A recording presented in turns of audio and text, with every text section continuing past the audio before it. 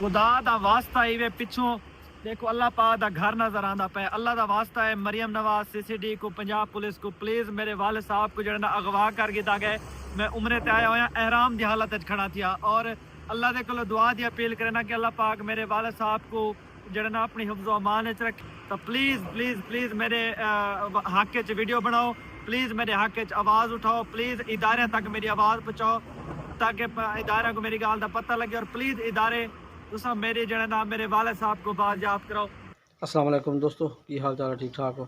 दुआ करदा अल्लाह पाक सानू सारे अपने हिफ्ज़ रखे और आने वाली मुसीबतों परेशानियों को दूर के। दोस्तों आज मैं गल कर लगा वीडियो बनाने स्पैशल एक जनाब यूट्यूबर सोशल मीडिया से बहुत बड़ा नाम है जिसका नाम है जनाब मोहम्मद शहजाद उर्फ वेला मुंडा। चूँकि वेला मुंडा कल शाम को गया उमरे ते और जनाब उस तो बाद ਉਹਦੇ ਵਾਲਦ ਸਾਹਿਬ ਨੂੰ ਸ਼ਾਮ ਨੂੰ ਸਪੈਸ਼ਲ ਉਹਨਾਂ ਕਿਸੇ ਨੇ ਅਗਵਾ ਕਰ ਲਿਆ ਤੇ ਅਗਵਾਕਾਰ ਜਿਹੜੇ ਉਸ ਸ਼ਾਮ ਨੂੰ ਆਏ ਉਹਨਾਂ ਫਾਇਰਿੰਗ ਸ਼ਾਇਰਿੰਗ ਵੀ ਕੀਤੀ ਕਿ ਉਹਦਾ ਭਾਈ ਦੂਸਰਾ ਸਜ਼ਵਾਨ ਔਰ ਬਾਕੀ ਦੋਸਤ ਵੀ ਉੱਥੇ ਸਾਥੀ ਉਹਨਾਂ ਦੇ ਕਾਫੀ ਸਾਰੇ ਲੋਕ ਮੌਜੂਦ ਸੀਗੇ ਰਿਸ਼ਤੇਦਾਰ ਤੇ ਉਹਨਾਂ ਸਾਰਿਆਂ ਨੂੰ ਜਨਾਬ ਉਹਨਾਂ ਨੇ ਥੋੜ੍ਹਾ ਜਿਹਾ ਅਸਰਾਂ ਦੇ ਜ਼ੋਰ 'ਤੇ ਡਰਾ ਕੇ ਉਹਨਾਂ ਨੂੰ ਫਿਰ ਕਮਰੇ ਬੰਦ ਕਰ ਦਿੱਤਾ ਔਰ ਜਨਾਬ ਬੰਦ ਕਰਕੇ ਤੇ ਉਸ ਤੋਂ ਬਾਅਦ ਉਹਨਾਂ ਨੂੰ ਦੋ ਉਹਨਾਂ ਦੇ ਬਾਈਕ ਵਗੈਰਾ ਔਰ ਉਹਨੂੰ ਜਿਹੜਾ ਵੇਲਾ ਮੁੰਡਾ ਮੁਹੰਮਦ ਸ਼ਹਜ਼ਾਦ ਉਹਦਾ ਵਾਲਦ ਸਾਹਿਬ ਨੂੰ ਜਨਾਬ ਸਾਦਕ ਨੂੰ ਲੈ ਗਏ ਤੇ ਅਗਵਾ ਕਰਕੇ ਲੈ ਗਏ।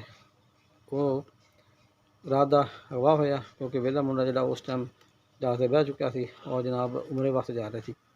ਉਹ ਸਾਊਦੀ ਅਰਬ ਪਹੁੰਚ ਚੁੱਕਿਆ। ਉਹਨੂੰ ਉੱਥੇ ਪਹੁੰਚਦਿਆਂ ਜਿਵੇਂ ਉਹ ਇਤਲਾਹ ਮਿਲੀ ਹੈ ਕਿ ਜੀ ਤੁਹਾਡੇ ਵਾਲਦ ਸਾਹਿਬ ਨੂੰ ਅਗਵਾ ਕੀਤਾ ਗਿਆ।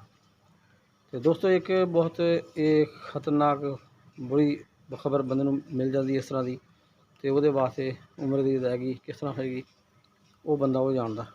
ਹਰ ਬੰਦਾ ਉਸਦਾ ਨਹੀਂ ਸੋਚ ਸਕਦਾ, ਠੀਕ ਹੈ।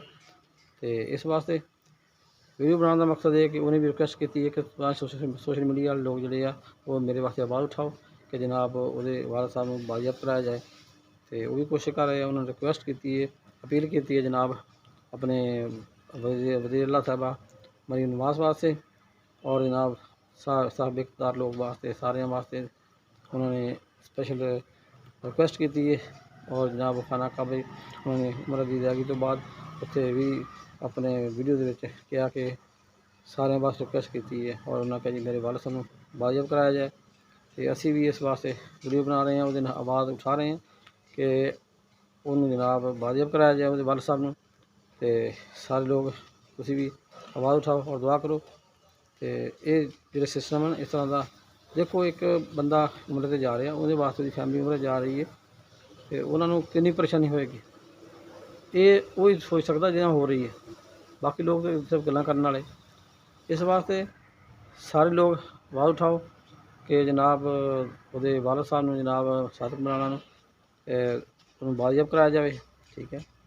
तो लोग जोड़े आ उन्होंने हो सकता कोई हसद करने वाले कोई ऐसे लोग आ जोड़े उन्होंने बर्दाश्त नहीं करते जिन्होंने उन्होंने परेशानी पाई है। तो इस वास्ते सारे दोस्त जोड़े आ वो सोशल मीडिया पर आवाज़ उठाओ और उन्होंने बाजियाब कराने की कोशिश की जाए। तो दुआ भी करते हैं अल्लाह पाक उन्होंने जल्दी जल्दी बाजियाब करावे और ताकि वो बाकी फैमिली जी उमरा करने गए या पहला मुंडा और वह भाई वो वालदा वो सारे लोग खैर ना वापस आउण। तो इस वास्ते सारे दोस्त वीडियो में ज़्यादा शेयर करो और जिन्होंने लाइक करो। तो इस वास्ते आवाज़ उठाना बहुत ज़रूरी है। बहुत शुक्रिया। दुआ इस दुआ के नाल अल्लाह पाक उन्होंने बाजियाब करावे। आमीन। अल्लाह हाफिज़।